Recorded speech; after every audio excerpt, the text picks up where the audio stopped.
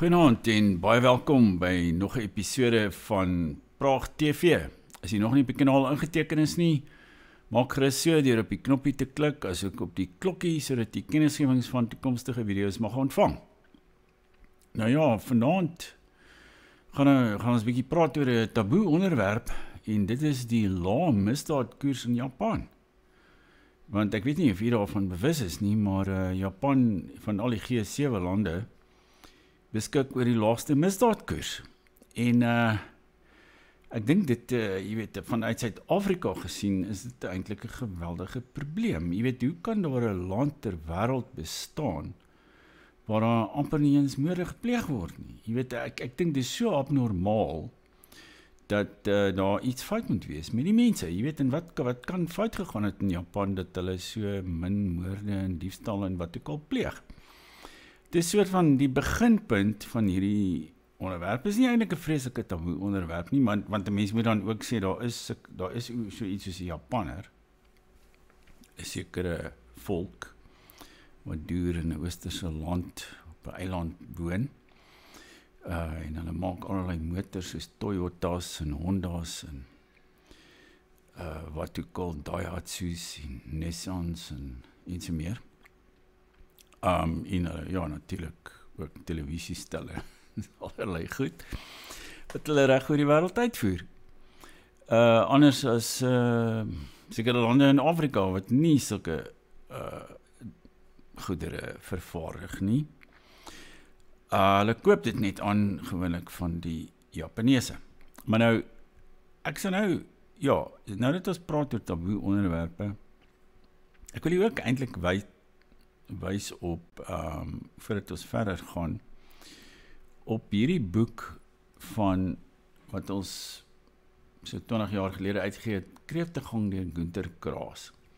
Jy kan gerus lees waaroor hierdie boek gaan en dalk besluit om dit aan te skaf, want dit gaan ook eintlik oor 'n taboe onderwerp.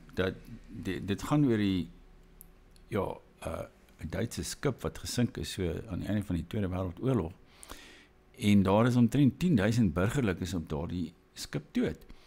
Maar niemand mag daaroor gepraat het totdat hy hierdie boek geskryf het nie. Hierdie Duitse skrywer Günter Grass, wat eintlik baie polities korrekte skrywer was. Hy was 'n linkse skrywer, hy het ook die Nobelprys vir letterkunde op stadium gekry. Maar alhoewel die Nobelprys vrywaar jou nie van kritiek nie en dat mense altyd agterna as een of ander taboe kwessie aanraak, dat hulle jou gaan kanselleer of jou gaan, ek weet nie, selfs aankla of beboet of wat ook al. Ek dink daar was hulle 'n paar sulke gevalle gewees. Daar was ook die Engels-Suid-Afrikaanse skrywer J.M. Coetzee, wat hy het mos die boek so 'n roman geskryf, Disgrace. En in die boek is daar 'n toneel waar sulke swartmans honde wat daar in hokke is, so een aan die ander doodskiet. Baie half donker toneel. En ek meen Thabo Mbeki was op daardie stadium president van die land gewees, van Suid-Afrika, en hy het gesê dis rassisties, jy weet, en sy die hele boek is eintlik rassisties, alhoewel hy die Nobelprys vir letterkunde daarvoor ontvang het. En daar was natuurlik nader aan hierdie soort kwessies wat met biologie te maak het, waaroor ons nou so 'n bietjie gaan praat, maar ek hoop, ek gaan nie eintlik enige taboe onderbreek nie, ek vertel jy maar net wat op die internet staan en wat Grok sê en al sulke tipe goed. Daar was ook die geval van James Watson, wat saam met Crick natuurlik die beroemde dubbele helix van die DNS molekule het hy toe moes ontdek of beskryf, en hy was 'n beroemde wetenskaplike genetikus vir baie jare met sy eie laboratorium daar in Amerika, dink in Long Island of so 'n tipe plek, en toe het hy 'n paar jaar gelede 'n opmerking gemaak oor, ek dink IQ in intelligensie, gemiddelde intelligensie in Afrika of so iets. En hy is nie daar gekanselleer, afgedank. Ek weet nie of hulle sy Nobelprys van hom weggeneem het nie, maar amper. Dus jy weet selfs as jy 'n gesiene wetenskaplike is, dan kan jy so soos hulle in Frans praat mens van 'n faux pas. Dis gewoonlik 'n valse stap, verkeerde stap of iets, jy weet, hulle gebruik dit veral ook natuurlik in die diplomatieke konteks, 'n faux pas wat jy begaan. En ek dink ja, of meneer Trump of meneer Ramaphosa het oor die afgelope paar maande elkeen seker met betrekking tot mekaar 'n faux pas begaan. Maar kom ons val sommer daar met die deur in die huis en oor hierdie onderwerp oor Japan en lae misdaad, want dit het so begin, ek het nou die dag moes ek 'n vorm invul. En ek dink dit was vir een of ander staatsdepartement of iets. Ek dink miskien vir die inkomstediens. En ek moes my naam invul en alles goed. En toe staan daar ook ras. Toe moes ek nou myself identifiseer. Jy weet, en toe skryf ek maar daar blanke. Jy weet, en dit was my nogal 'n erge ding om te doen, want jy weet, om deesdae te erken dat jy 'n blanke is amper soos 'n skulderkenning, want jy weet, in die tyd waarin ons lewe, is die blanke natuurlik altyd in die vizier. Hy word altyd van boosheid beskuldig. Nie dat ek besonder boos voel nie, maar ek seker u ook nie, maar dit is nou maar hoe dit is. Jy weet, reg deur die wêreld is die blanke in die beskuldigde bank al vir baie jare, seker sedert omtrent die Tweede Wêreldoorlog, en jaar na jaar word dit eintlik erger. In ons land, in Amerika en oral, maar daar was natuurlik nou die Trump-revolusie in die VSA wat 'n groot verandering veroorsaak het. Want ek dink vir die eerste keer praat mense meer vrylik oor hierdie soort goeters. Maar toe het ek ook iets gelees. Ons praat nou van predikante. Ek het in die vorige opname het nou gegaan oor die NG Kerk en moderator van die NG Kerk, meneer Jan Lubbe. Maar ek het ook 'n ander ding gelees van 'n predikant. Ek sal maar nie sy naam noem nie, maar in hierdie hierdie artikel kom ek toe af op hierdie sin wat vir my eintlik ongelooflik was. Hy sê misdaad is 'n probleem van die menslike ras. Nou, in die eerste plek het ek natuurlik beswaar daarteen, want menslike ras is my anglisisme, dis soos human race in Engels. Ek dink jy kan 'n ander woord daar gebruik, of jy kan net praat van misdaad is 'n probleem van die mens, maar ek dink wat hy daar wou sê is dat misdaad eintlik eweredig versprei is deur die mensdom. Jy weet, alle etniese groepe, alle lande, alle rasse pleeg eweveel misdaad. Ek dink baie mense glo dit ook. Jy weet, ek dink tot 'n paar jaar, tot die koms van die internet, was die mense eintlik nie daarvan bewus dat daar verskille tussen lande bestaan, sover dit misdaad betref nie. Mense het nie oor dit was 'n taboe onderwerp, waaroor baie mense niks gesê het of gepraat het of iets nie, en veral nie op universiteit nie, en ook nie in hoofstroom media nie. Maar ek dink deesdae raak mense bewus daarvan, en daar is natuurlik kunsmatige intelligensie en wat ook al. So ek het toe gewonder oor hierdie frase, misdaad is 'n probleem van die menslike ras. Is dit werklik so?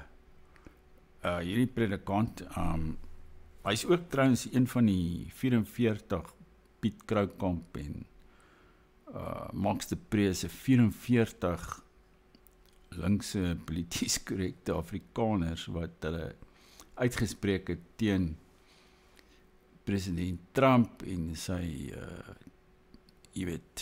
uitsprake oor volksmoord in Suid-Afrika, en dat hulle nie as Afrikaners voel hulle glad nie bedreig in Suid-Afrika nie. Hulle voel ook nie bedreig deur misdaad nie. Ek dink hulle loop elke dag in Hilbra rond, van die misdaad van Johannesburg, waar daar 80 moorde per jaar gepleeg word. sê maar in Diepsloot, of so 'n tipe plek. Hulle is nie daaroor begaan nie, want vir hulle is dit hier of in Japan is presies dieselfde. Ek dink so, of dis miskien wat hulle glo, want anders sal hulle seker nie uitsprake maak as hulle maak nie, maar kom ons kyk, toe vra ek nou vir grok. Jy weet, ek het so half, natuurlik geweet, misdaad is baie laag in Japan, want toe vra ek nou vir grok, op X, die kunsmatige intelligensie fasiliteit daar, om misdaad in Japan en Suid-Afrika te vergelyk. En dis nou wat hy vir my gesê het. Vergelyk die moordkoers tussen Japan en Suid-Afrika.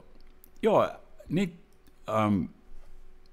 Grok praat natuurlik Afrikaans en ek wil mense aanmoedig om soveel as moontlik ook in ons interaksie met die internet en kunsmatige intelligensie en wat ook al, en met Google, my hele Google, my e-pos, alles is in Afrikaans, en ek vra gewoonlik vir Grok om goeders in Afrikaans, het hy vir my in Afrikaans antwoord, hier en daar is sy Afrikaans bietjie, sy Afrikaans is beter as baie van hierdie predikante hoor, sal ek sê, en baie, jy weet, as Max de Pre of Piet Kroukamp in my voorbeeld, maar hy maak natuurlik foute hier en daar met sy Afrikaans, maar ons kan natuurlijk maar 'n bietjie oorsien, want ten minste gee Grok vir ons 'n bietjie Afrikaans. Nou, maar daar sê hy nou, die moordkoers, ja, daar is nou 'n anglisisme, intentionele moord of opsetlike moord per 100.000 inwoners, verskil dramaties tussen Japan en Suid-Afrika. Met Japan is een van die veiligste lande ter wêreld, en Suid-Afrika is een van die gevaarlikstes. Sjoe, wie sou dit nou kon dink? Hier is 'n vergelyking gebaseer op die mees onlangse beskikbare data. Japan, die moordkoers is 0,23 per 100.000 inwoners in 2023. Dit is die laagste onder G7 lande en weerspieël Japan se streng wapenbeheer, hoë polisieeringsvlakke en kulturele norme van dissipline en gemeenskapsveiligheid. Goed, dan gaan ons nou aan na Suid-Afrika. Suid-Afrika, die geraamde moordkoers is 45,2 per 100.000 inwoners vir die 2024-2025 fiskale jaar. Dit is 959% hoër as die gemiddelde G20 land, waar die moordkoers 4,27 per 100.000 is, en plaas Suid-Afrika bo lande soos Mexico 26,1 en Brasilië 19,3. Nou sowel Mexico en Brasilië word as hoë misdaadlande beskou, jy weet. Faktore sluit in hoë ongelykheid, wapensirkulasie, bendegeweld en polisieeringsuitdagings. Nou hierdie polisieeringsuitdagings, jy weet, veroorsaak baie misdaad. Jy weet, as hulle net van die polisieeringsuitdagings kan ontslaa raak, is ek seker, dan sal misdaad afneem in Suid-Afrika. Maar dan gaan Grok verder en hy sê, in vergelyking, is Suid-Afrika se moordkoers ongeveer 196 keer hoër as Japanse, 45,2 gedeel deur 0,23. Terwyl Japanse koers stabiel laag bly, onder 0,3 sedert die 2010s, het Suid-Afrika se gestyg van ongeveer 30 in 2011 na 45 in onlangse jare, met 'n gemiddelde van 75 moorde per dag. Vir 'n visuele vergelyking, ja, en dit was nou eintlik vir my baie oulik, hierdie moordkoers per 100.000 inwoners, tussen Japan en Suid-Afrika. Daar is hy. Hierdie pinke aan die regterkant is Suid-Afrika. Moordkoers per 100.000 inwoners is daar sê 45,2. En hierdie ene aan die linkerkant, dis nou Japan. Moordkoers per 100.000 inwoners 0,23. Sê hierdie blou grafiek, jy kan hom amper nie eers sien nie. Is net so blou lyntjie. En hierso is Suid-Afrika langsaan 196 keer hoër. Jo, al hierdie polisieeringsuitdagings. Dan sê hulle, gaan Grok nou verder, hy sê, hierdie verskil beklemtoon breër sosio-ekonomiese en beleidsverskille. Globale gemiddelde is ongeveer 5,6 per 100.000, sodat Japan ver onder en Suid-Afrika ver bo dit lê. As jy meer besonderhede oor oorsake of historiese tendense wil hê, laat weet my. Nou ja, jy weet, ek het nou vir Grok daai vraag gevra, en dis wat hy geantwoord het. En ek wonder toe, nou maar hoe verskil, jy weet, as 'n mens, ja, as jy nou so 'n bietjie, kyk, ek het biologie op skool gehad, so dit is ook, ek het nooit dit besef destyds nie, maar biologie is nie 'n polities korrekte vakgebied nie. Maar ons het nou gesien, hierdie ou wat die DNS, ja, ons moet so fotosintese uit ons kop ken, en die werking van die nier, en ook daai DNS, heeliks moes ons kon beskryf, en alles, hoe presies jy aan mekaar sit.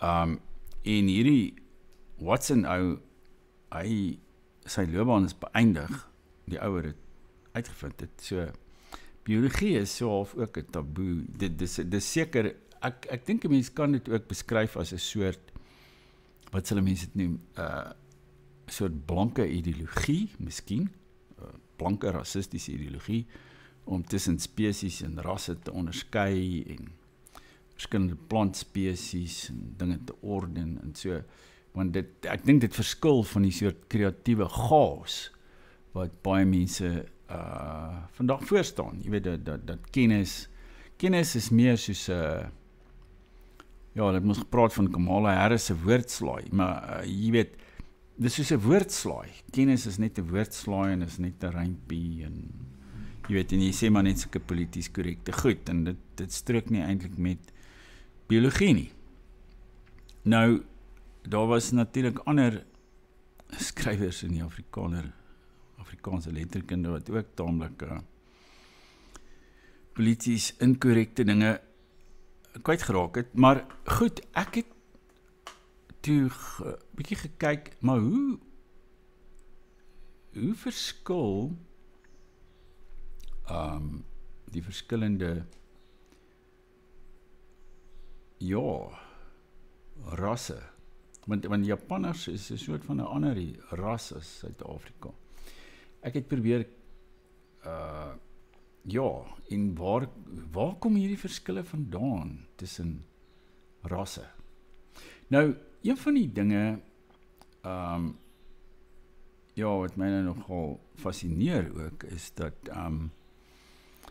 hulle sê volgens die evolusieteorie, of dit wat nou aanvaar word, daar is 'n sogenaamde uit-Afrika-teorie,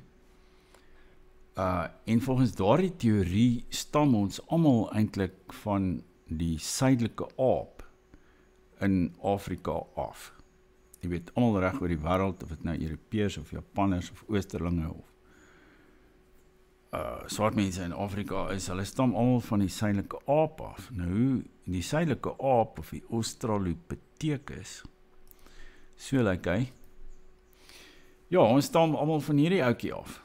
Nou, hy het so 4 miljoen jaar gelede geleef, en toe, ek dink het hy 2 miljoen jaar gelede uitgesterf, maar daarna was daar nou ander aapmense, en daar was 'n homo, op 'n stadium met hulle hierby, kyk, hulle het mos hier, nie te ver van waar ek woon nie, is daar die Sterkfontein grotte, en daarso het hulle mos nou van die Australopithecus se beenderhou ontdek, en ek dink sy skedel, en hulle het ook later in dieselfde stelsel grotte het hulle nog aapmens ontdek, in Homo naledi, en dit was ook 'n groot ontdekking, so hierso in 2015 daar rond, dink ek.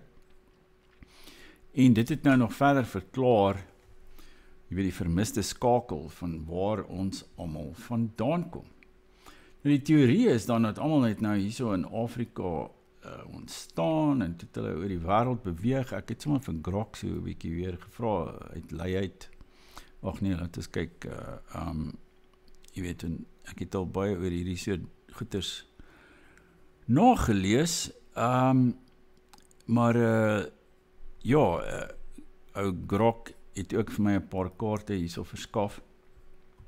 Hy sê, alle hedendaagse mense buite Afrika stam hoofsaaklik af van hierdie enkele migrasiegolf. Afrikane het die grootste genetiese diversiteit, wat dui op 'n langer evolusionêre geskiedenis op die kontinent. En hierso is nou die teorie van hoe almal nou getrek het uit Afrika, en dan wys ou Grok na iets van die fossiele, en die oudste Homo sapiens fossiele is in Afrika. Buite Afrika is die oudstes jonger, byvoorbeeld in Israel, omtrent 180.000 jaar oud, maar nie deurlopend nie. En genetika, mitokondriale DNA is oorgedra deur moeders en Y-kromosoom DNA's wys 'n gemeenskaplike Afrika oorsprong. Genetiese diversiteit is die hoogste in Afrika. Argeologie, gedragsmoderne kenmerke soos komplekse gereedskap en kuns verskyn eers in Afrika. Nou, dit is baie interessant, want ek weet nie of jy kan onthou so, ek dink dit was ook onder 'n bietjie gewees, so, sê maar so 20 jaar gelede of iets, het hulle die Blombos klip ontdek, daar iewers in die Kaap. En hy het sulke streepies opgehad, jy weet, wat iemand gekerf het 100.000 jaar gelede of iets. En dit is toe beskou as die eerste vorm van kuns en wetenskap en wat ook al ter wêreld, en dit het hier in Afrika plaasgevind. En jy weet, in Bekkie, ek dink hy het spesiaal sin toe gegaan, gesê. Maar daar is mos 'n teorie, kyk, daar is soveel teorieë natuurlik. Een teorie is dat die Europeërs eintlik hulle kennis en wetenskap van Afrika gesteel het. Ek weet nie of het voor of na die tyd was toe die boere die grond gesteel het of so iets nie, maar dit was, ja, miskien 'n bietjie daarvoor, toe het hulle al die kennis uit Afrika gesteel en het hulle agterna, jy weet, ruimteskepe daarmee gebou en motors uitgevind en al sulke goed, maar die oorspronklike kopiereg behoort nog aan mense in Afrika, sover ek hierdie teorie verstaan.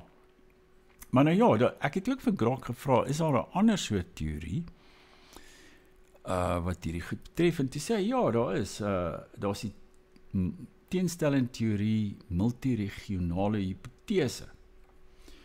Hierdie ouer model stel voor dat Homo sapiens gelyktydig in verskeie streke ontwikkel het uit vroeëre Homo erectus bevolkings met geen vloei tussen streke. Dit word vandag grootliks verwerp ten gunste van die uit-Afrika model met assimilasie, beperkte vermenging. En daar is nou natuurlik, ja, daar is 'n paar Chinese en wat ook al wat beweer dat ja, daar is die sogenaamde Peking man in China, 700.000 tot 300.000 jaar oud, word gesien as 'n skakel na latere Chinese bevolkings. Nou ek weet nie of die gemiddelde Japaner vreeslik beïndruk is met hierdie gedagte dat jy weet, hy nou van Afrika afstam nie.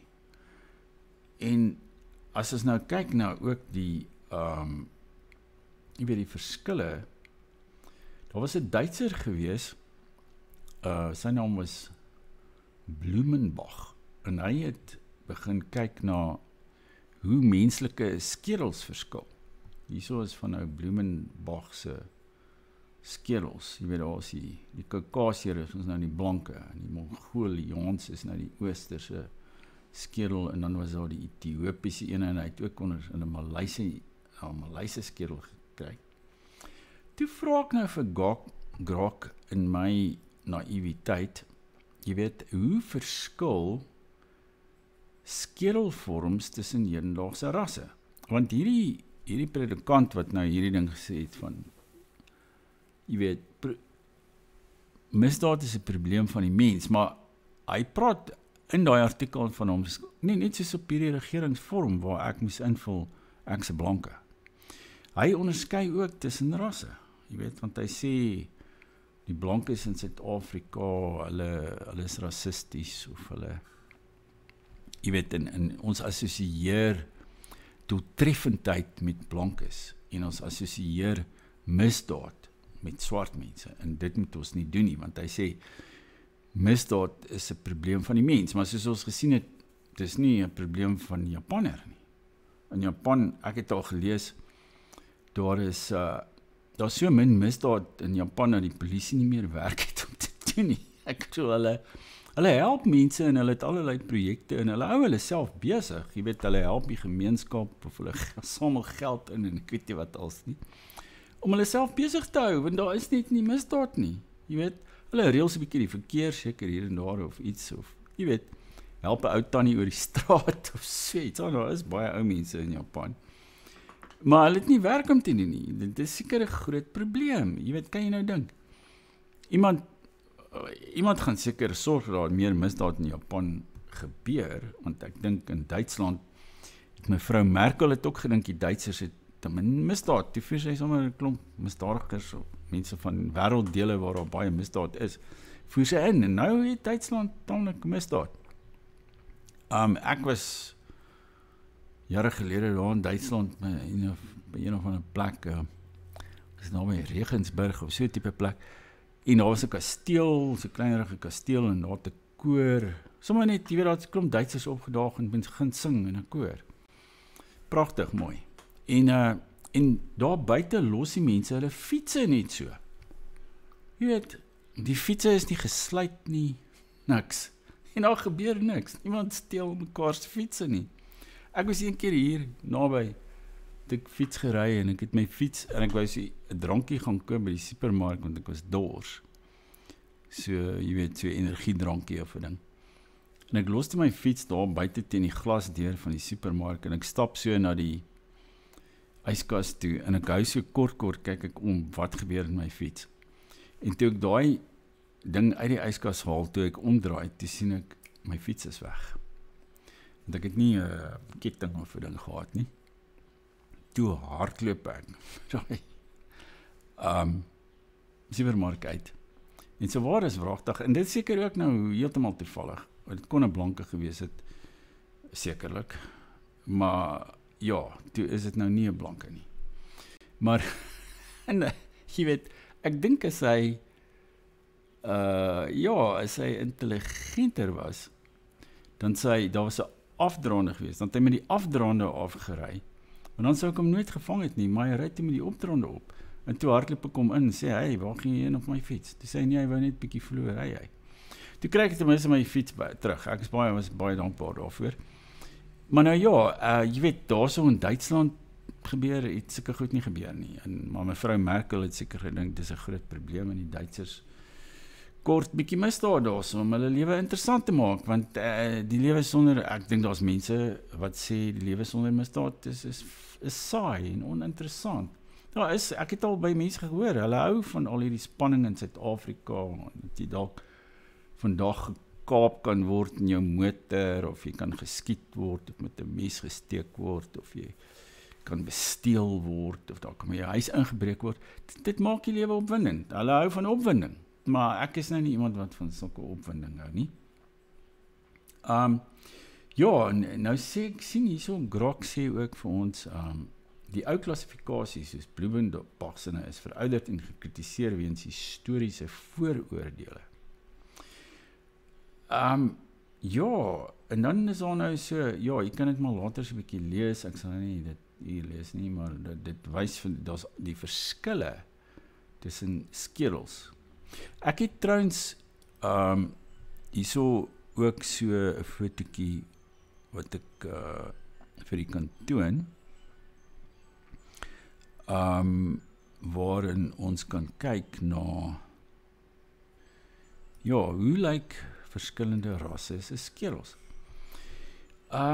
Hierso aan die linkerkant het ons nou hier's nou 'n vroulike Afrikaan en onder is 'n manlike Afrikaan, en dan in die middel is daar die Asiërs, die vroulike Asiër bo en die manlike Asiër onder, en dan hierso is aan die regterkant het ons die vroulike Kaukasiër en die manlike Kaukasiër daaronder. En soos jy kan sien, hulle daai skedels verskil. So, ja, jy weet, hulle sê mos altyd, jy weet, ras is net velkleur. sulke goed. Maar ek dink dit gaan 'n bietjie dieper as die velkleur. Want soos en hierdie forensiese wetenskaplikes wat jy nou op die televisie sien, met misdaadsake en sulke goed, hulle kan blykbaar met 'n akkuraatheid van 85% kan hulle die ras van die persoon bepaal op grond van sy beenderre of sy skedel of wat ook al. So dit is 'n wesentlike verskil. Hierdie verskille, jy weet, biologiese verskille dan, tussen verskillende rasse.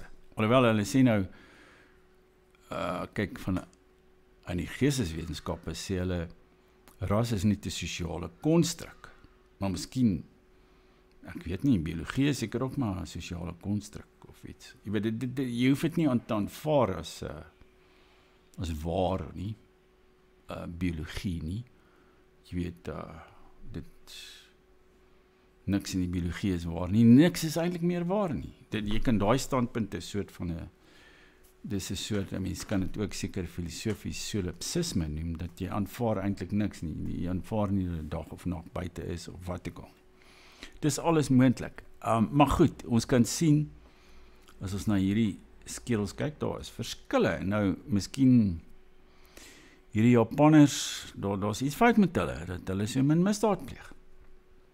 En dit het dalk te maak ook, dit is al dalk 'n bietjie dieper as net die polisieringsuitdagings wat minder is as in Japan, en dit het dalk te maak met ander elemente, ander eienskappe waaroor hulle beskik, want ons weet die misdaad in Japan is ook baie laer as in die meeste sogenaamde blanke of Europese lande.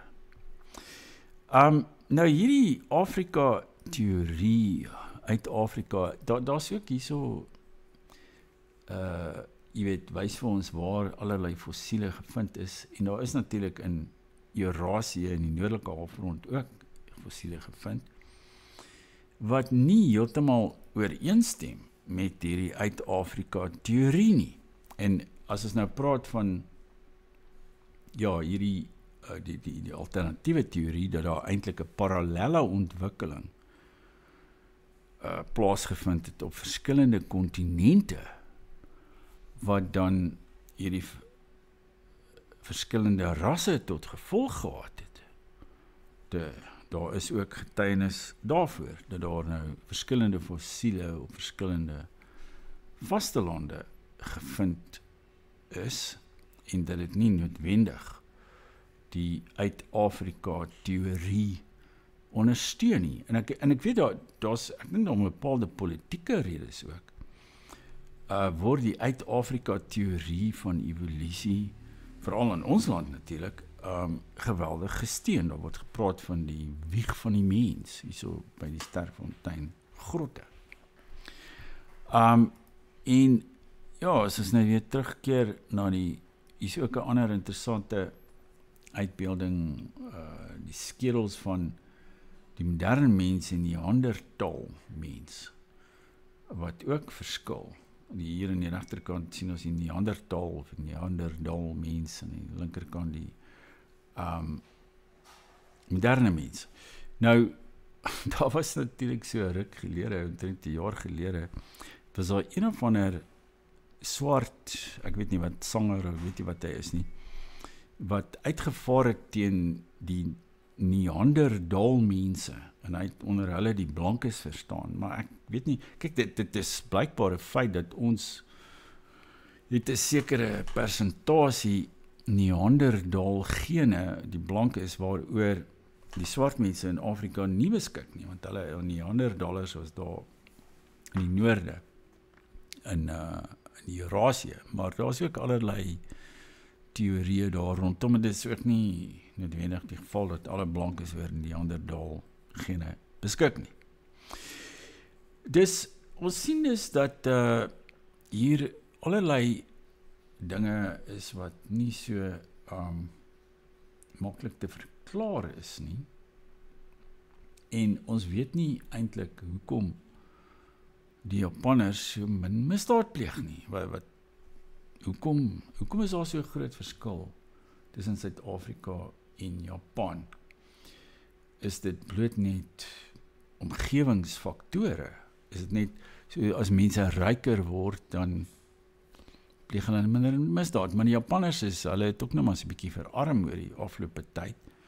Hulle is nie meer so ryk soos hulle was nie. Hulle is nou armer as Amerikaners of Nederlanders of Noore of Switsers.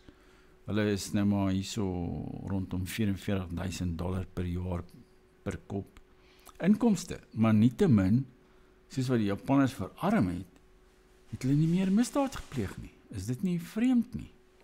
So die omgewingsverklaring sê nie vir ons alles nie. Nou, dan, as ons nou, ja, ek het amper, is 'n ander soort ding, maar dit is nie vreeslik polities korrek nie, maar ek kan dit maar so in die verbygaande daarna verwys. Hierdie is Eugene Marais toe hy 'n jong man was. En hy het 'n boek geskryf, hy het 'n so boek gepubliseer iewers in die 1930s met die titel Burgers van die Berge. En wat gegaan het oor Bobbejane.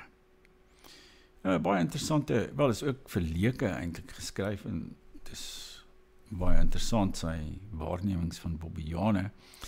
En daar's een hoofstuk of afdeling daarin waarin hy ook die K-woord gebruik en met 'n verkleiningsvorm van 'n soort van 'n interaksie tussen sulke kinders, noem hulle maar so, en die Bobbejane. Baie interessante waarnemings daarvan hom. Maar ek sal nie verder daarop ingaan nie. Wat sê Frank Zappa? Toe ek jonk was, is ek 'n aanhanger van die sanger, satiriese Amerikaanse sanger Frank Zappa. En hy het gepraat, hy het ook soms, hy het nie lelik gepraat nie, maar hy het baie keer, jy weet, allerlei soort van min of meer vulgêre toespelings gebruik. En hy het in een van sy optredes het hy gepraat van which I am circumlocuting in order to get this text onto television. Dus, jy weet, ek sou sê, ek sal maar om die bos praat om hierdie teks op televisie te kry. Maar jy kan daai vraagkie van nou Eugene Marais gaan lees en dalk word jy iets daaruit wys, ek weet nie. Wysheid deesdae is iets wat moeilik bekombaar is. Maar as ons nou praat van, ja, hierdie begrip ras wat nou sosiale konstruk is,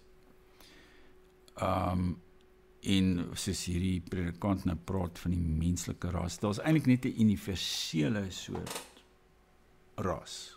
Maar terselfdertyd moet jy nog op die vorm invul, hier's 'n blanke, en dan word nog onderskei tussen rasse deur die regering en wetgewing.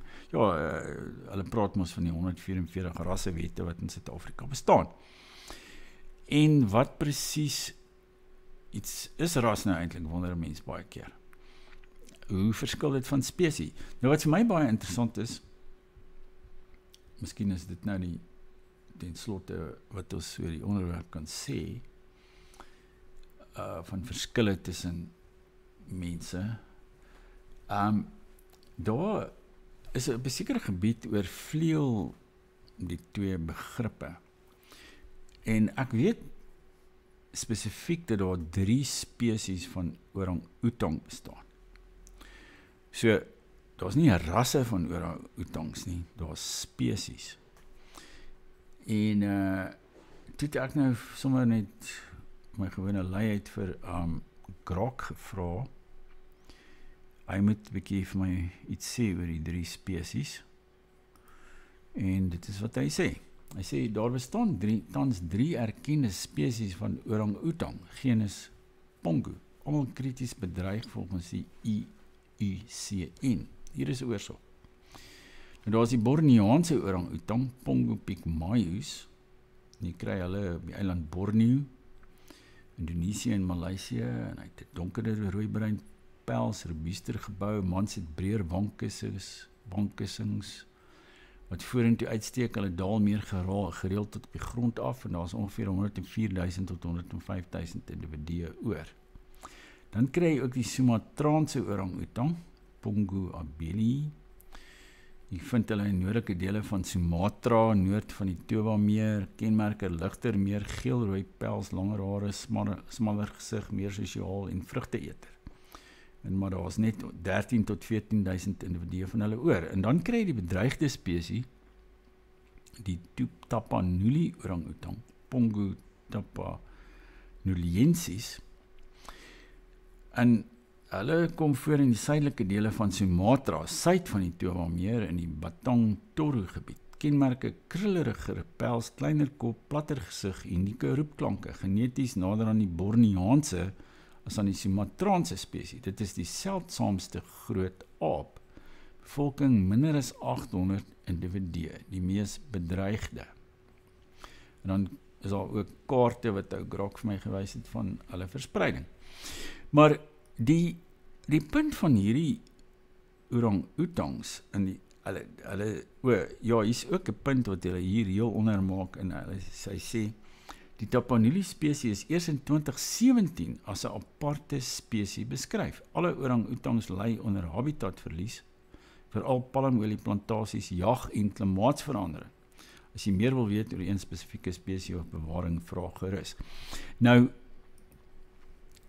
hierdie 3 tipes spesies van orang-outang. Nou, kyk, daar was op 'n stadium soort, as jy vra wat is die verskil tussen 'n ras en 'n spesie, dan sê mense gewoonlik, ja, die rasse kan met mekaar voortplant. Soos byvoorbeeld nou, sê nou maar 'n Duitse herdershond en 'n poedel of iets. En die Duitse herdershond en is 2 honderasse, maar hulle kan voortplant. Dis nie verskillende spesies nie, hulle behoort altyd tot die spesie Canis, wat die honde is. En net so die menslike rasse kan ook met mekaar voortplant, jy weet die Chinese en die Swartman, of die, ek weet nie, die blanke en die Japanees, of wat ook al, daar was John Lennon het was 'n Japaneese vrou gehad, die Yoko Ono was haar naam, en ek dink amper hulle het 'n seun gehad ook, in elk geval. Maar hierdie Borneaanse spesies, waarvan hierdie orang-outang spesies, hulle kan ook voortplant, alhoewel hulle tot verskillende spesies behoort. En daar is 'n soort van ek dink veral hierdie baie skaars eenheid, die Tapanuli en die Borneaanse, daar's 'n soort van, hulle met mekaar in aanraking gekom en toe so uitgebaster. En nou sê die wetenskaplikes, dit moet glad nie gebeur nie. Hulle moenie met mekaar voortplant nie, of mekaar teel nie, want dit gaan lei tot die uitsterwing van hierdie baie skaars spesie van orang-outang. Nou, dis vir my ook nogal interessant, dat mense begaan is daaroor dat die spesie van orang-outang gaan uitsterf, as hy sou inteel met die Borneaanse orang-outang. En hulle behoort tot verskillende spesies, en 'n spesies wat ook met mekaar kan voortplant. Trouwens, 'n leeu en 'n tier kan blykbaar dit ook doen. Alhoewel, in die geval van die leeu en die tier, ek het op 'n stadium dit iewers raak gelees, sê hulle dat ek dink die een geslag is dan onvrugbaar, die tweede, die soort van die telk van die leeu en die tier, ek dink die wyfie bly vrugbaar of so iets, maar die mannetjie word onvrugbaar. So dit het iets met hulle X en 'n Y kromosoom of iets te maak, en dan kan die baster leeu en tier kan nie meer in 'n tweede geslag voortplant nie, of ten minste die een geslag daarvan. Nou, ja, deesdae is natuurlik nie ook polities korrek om na geslag te verwys nie, want daar is nou, jy weet, daar is al soveel mense wat sê, daar is nie verskille tussen mans en vrouens nie, en dis ook natuurlik biologie. As jy sê, as jy die bestaan van die Y-kromosoom erken, dan is jy ook seksis of iets, of jy is anti-trans of so iets, en dan kan jy ook jou werk verloor in sekere kontekste of jy kan van iets aangekla word. En ek dink in Kanada is 'n klomp mense al van sulke goed aangekla. Nou ja, dis so 'n hele oorsig, maar dit het my nou nog nie vir my regtig verklaar hoekom daar 196 keer meer moorde in Suid-Afrika plaasvind as in Japan nie. Maar my enigste gevolgtrekking is dan dat daar seker maar iets fout met die Japanners en hulle moet 'n bietjie self ondersoek doen of iets van die aard maar ek hoor nou daar, hulle is besig om immigrante in te voer in Japan, dus gaan dit seker nie hierdie toestand in Japan van nie misdaad gaan seker nie meer te lank hou nie. Nou ja, as jy tot hier gekyk het, moet nie vergeet om op die kanaal in te teken nie, en kyk gerus na daardie boek van Günter Grass oor die taboe onderwerp van die Duitse leiding aan die einde van die Tweede Wêreldoorlog en dan spesifiek die sink van die Wilhelm Gustloff skip wat plaasgevind het. Dis glad nie duur nie en kan hom afgelewer kry landwyd binne 24 uur.